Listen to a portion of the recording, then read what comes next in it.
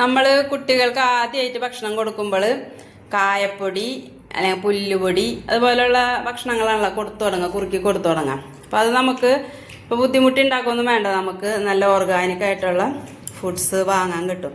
അപ്പോൾ ഈ കാപ്പാക്കയിലിൻ്റെ കായപ്പൊടി, പിന്നെ നമ്മളെ മുളപ്പിച്ച റാഗിപ്പൊടിയൊക്കെ വാങ്ങിയിട്ടുണ്ട്. അതൊക്കെ നമുക്കിപ്പോൾ നല്ല ഒരു പാഴ്സലായിട്ട് ഇവിടെ വന്നിട്ടുണ്ട്. അതൊന്ന് പൊട്ടിച്ച് നോക്കാം.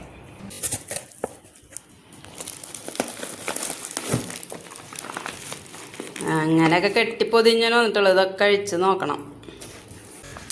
അപ്പം അത് കണ്ണങ്കായര പൗഡറാണ്. പിന്നെ നമ്മൾ സ്പ്രൗട്ടഡ് റാഗിയുടെ പൗഡർ വാങ്ങിയിട്ടുണ്ട്. പിന്നെ പാം ഷുഗർ. അപ്പോൾ ഇത്രയും സാധനങ്ങളാണ് തുടക്കം തന്നെ വാങ്ങിയിട്ടുള്ളത്. ഇനിയിപ്പോൾ നമുക്കത് കുറുക്കി നോക്കണം. ഇത് വാങ്ങുന്നതിന് മുമ്പ് അവരെ വീഡിയോ ഒക്കെ ഞങ്ങൾ കണ്ടിട്ടുണ്ടായിരുന്നു. അപ്പോൾ നല്ല ഹൈജീനിക് ആയിട്ട് തന്നെ അവർ ഉണ്ടാക്കണം. അപ്പോൾ ഇനി എന്തായാലും അത് കുറുക്കി കൊടുത്ത് നോക്കാം.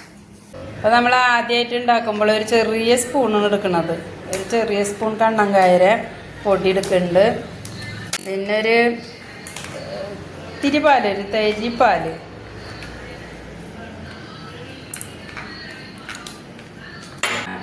ബാക്കി വെള്ളം കൂടി ചേർത്തിട്ടാണ് കുറുക്കുണ്ടാക്കുന്നത്.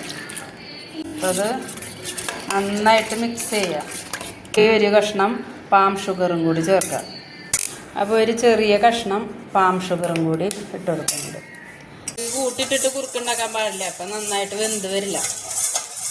പിന്നെ നമ്മൾ ഈ പൊടി വിശ്വസിച്ച് വാങ്ങാൻ കാരണം എന്ന് വെച്ചിട്ടുണ്ടെങ്കിൽ ഇത് അവർ ഉണ്ടാക്കുന്ന സ്ഥലത്ത് നമുക്ക് പോയിട്ട്, പാലാരിവട്ടത്താണ് അവരുടെ കടയുള്ളത്. അവിടെ പോയിട്ട് നമുക്ക് അവിടെ നിന്നുകൊണ്ട് തന്നെ ഇപ്പോൾ കണ്ണങ്കായ ആയാലും സ്പ്രൗട്ടർ റാഗി ആയാലും പിന്നെ അതുപോലെ ഗോതമ്പ്, മല്ലി, മഞ്ഞൾ, അങ്ങനെ എന്ത് സാധനം നമുക്ക് അവിടെ നിന്ന് തന്നെ എടുത്തിട്ട് അപ്പം തന്നെ നമ്മളുടെ മുന്നിൽ വെച്ചൊരു പൊടിച്ച് തരും.